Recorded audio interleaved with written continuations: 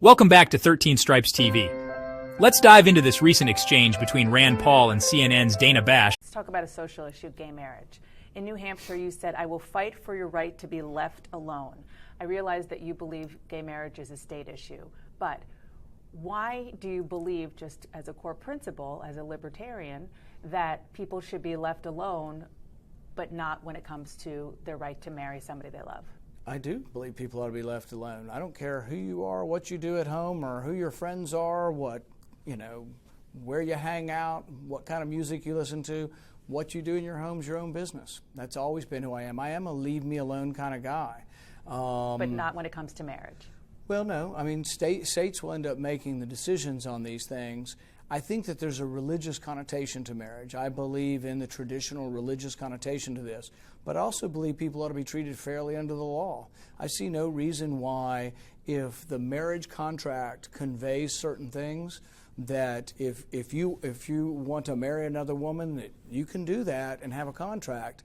But the thing is the religious connotation of marriage that has been going on for thousands of years. I still want to preserve that. And you probably could have both. You could have both traditional marriage, which I believe in, and then you could also have the neutrality of the law that allows people to have contracts with another. Rand Paul showcased his libertarian philosophy on gay marriage. He champions personal freedom and the idea of leaving people alone. Yet, there's a twist. Bash asked Paul how his belief in individual liberty aligns with his stance on marriage equality. Paul's response, "It's all about balance." Paul stressed his belief in personal privacy and autonomy, saying, "What you do in your home is your own business." He described himself as a leave-me-alone kind of guy. But when it comes to marriage, he views it through a historical and religious lens. Paul believes in the traditional religious connotation of marriage, a concept upheld for thousands of years. He argues that while everyone should be treated fairly under the law, the traditional definition of marriage should remain intact. His solution? A dual approach. Traditional marriage, as defined by religious traditions, can coexist with legal neutrality. This means civil unions or contracts for same-sex couples, ensuring they have rights and benefits without altering the traditional definition of marriage. In Paul's view, this approach preserves the sanctity of religious marriage while promoting fairness and equality under the law. A delicate balance between freedom and tradition. The news of the weekend, Hillary Clinton announcing for president.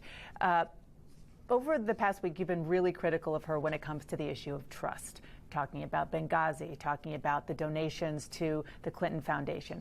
How far back do you think is fair game? Do you think Monica? Do you think Whitewater? Do you think the travel office issues? I mean, what should be in the realm of the public debate now?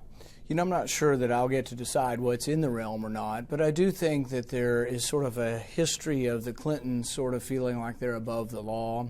They said they weren't going to take donations, for the Clinton Foundation during the period of time she was Secretary of State, and there are questions whether they did.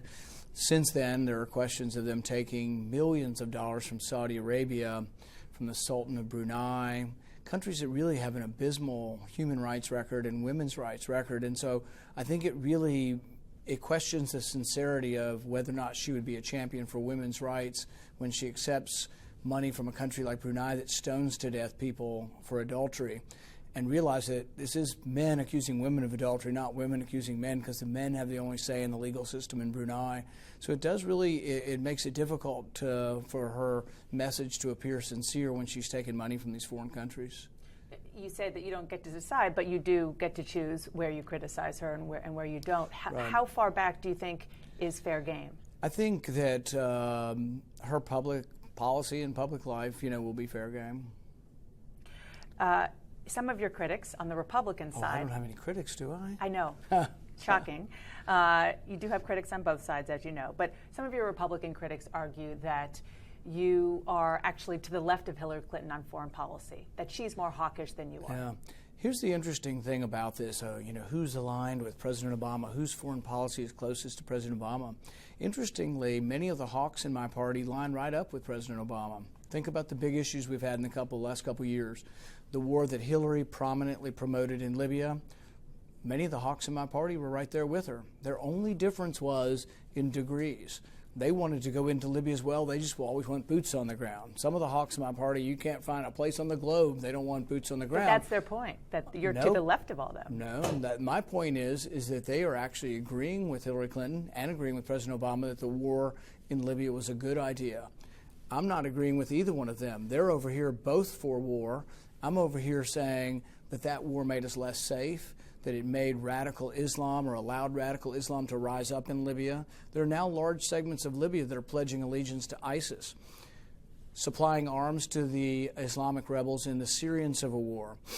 President Obama supported this, Hillary Clinton supported this, and so did the hawks in my party. Only they differed only on degrees. I didn't support the arming of the Syrian rebels because I felt like it would make al-Qaeda and ISIS worse. I didn't support the bombing of Assad. President Obama supported the bombing of Assad. So did the neocons in my party. So really, they're together in supporting many of these interventions, and I've been the one not supporting these interventions because I feared if you bombed Assad, you would allow ISIS to go stronger. There are 2 million Christians in Syria, and you know what? If you ask them who they would choose, they'd all choose Assad over ISIS because they see the barbarity of perhaps both, but they see the utter depravity and barbarity of ISIS. And so bombing Assad probably isn't a good policy. These are great foreign policy questions. They'll be great debates, and I look forward to having them.